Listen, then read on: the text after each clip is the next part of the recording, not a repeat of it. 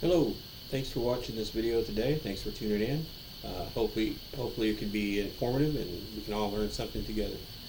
I want to talk about the establishment of the Israeli state. You know, it's hasn't always been there, but we're going to talk about the modern Israeli state since 1948.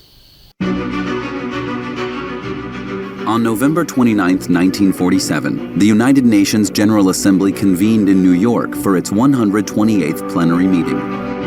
On the day's agenda, a vote to partition British Mandatory Palestine into two independent states, an Arab state and a Jewish state.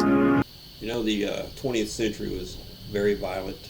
In my lifetime, there have been assassinations and government power grabs to rival the worst intentions of any government body in history. The President of the United States was assassinated, civil rights leader assassinated, presidential candidate assassinated, a president shot, all in my lifetime in the 20th century. 9/11, two wars started and lost by the United States, thousands of U.S. soldiers killed in war, hundreds of thousands of enemy and civilians killed in wars at the hand of the United States military, some of the worst atrocities committed by governments in history. And now the most horrendous attack on the Jewish people since the Holocaust. In this video, I want to explore the establishment of the State of Israel. Let's get started.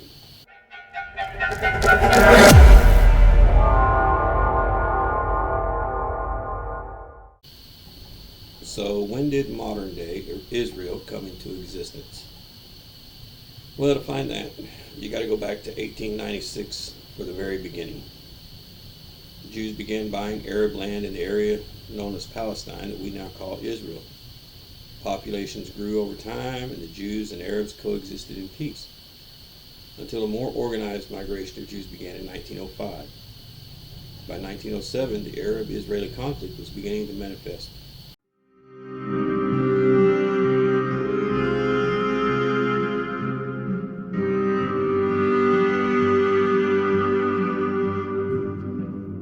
In 1896, a young Austrian-Hungarian journalist, Theodor Herzl, published the book The Jewish State. He wrote it in the wake of the Dreyfus Affair, an anti-Semitic political scandal in France. Herzl was alarmed by growing anti-Semitism across Europe. He wrote, "If you will it, it is no dream. Give us sovereignty over a sufficient piece of land to meet our people's needs, and the rest we shall manage ourselves." The first kibbutz was established in Palestine in 1909. From 1933, the Nazi government in Germany allowed tens of thousands of Jews to leave Germany for Palestine.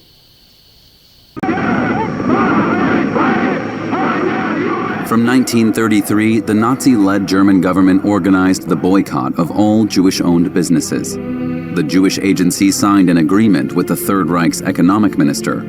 It allowed German Jews to immigrate to Palestine under the condition they leave most of their possessions behind. Between 1933 and 1939, tens of thousands of people moved to Palestine, boosting the economy. The new arrivals were mostly intellectuals, scientists, architects, and artists. The Arab Mufti of Jerusalem is the highest Arab official in Jerusalem. Went to Berlin to meet the Nazis and to form an Arab arm of the SS. He was not successful in meeting with Hitler, which primarily was his goal, but Hitler had no desire to meet with an Arab. The Arab Higher Committee was founded that same year. It was chaired by Amin al-Husseini, the Grand Mufti of Jerusalem. The Mufti was the leader of the Palestinian people. He was a terrible person whose nationalism was pro-Nazi. For one, because the Nazis were the enemies of the British and the Jews. And the other, because he sympathized with Nazi ideology.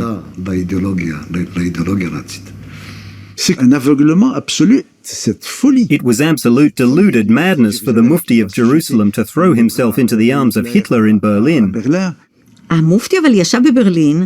The Mufti went to Berlin and attempted to organize SS units.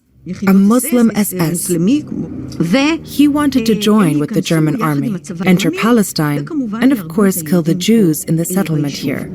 At that time is when we began to see the Palestinian connection to Nazi ideology and extermination of the Jews. In April 1947, the UN recommended partitioning Palestine into a Jewish state and a Palestinian state. Britain rejected the proposal and stated it would end its mandate over Palestine within 6 months' time. After the atrocities suffered by the Jews at the hands of Nazi Germany, it was determined that the Jewish people should have a state. At the request of the British in April 1947, the United Nations formed an international inquiry committee. The UN resolution passed in November 1947 proposed dividing Palestine into 2 states. Palestinians and most of the rest of the Arab world rejected the plan. That would prove to be probably one of the biggest mistakes the Palestinians made, to not approve that plan, because you can see the ramifications of that to this day. The final report recommended partitioning Palestine into a Jewish and an Arab state. Britain rejected the proposal. It announced it would terminate its mandate in Palestine in 6 months' time. The UN resolution proposed dividing Palestine into 2 states, one Jewish and the other Arab, with Jerusalem under international control. But most Palestinian Arabs and all neighboring Arab states rejected the plan. On May 14, 1948, the State of Israel was born. And as you could probably have predicted, immediately, Palestinian-Israeli conflict escalated. There have been many conflicts since then. There was, in 1973, a declaration of war by Israel on Palestine, on Gaza.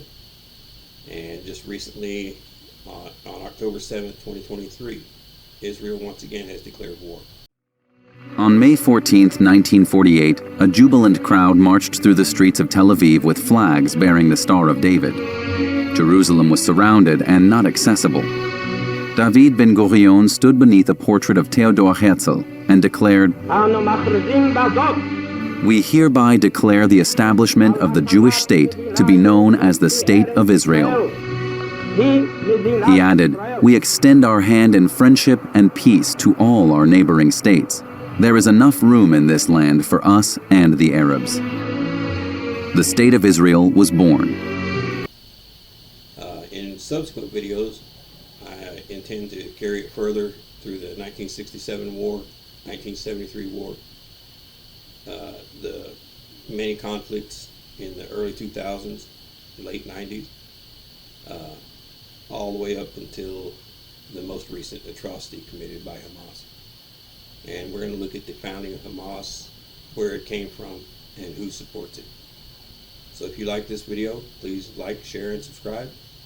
And thank you for watching.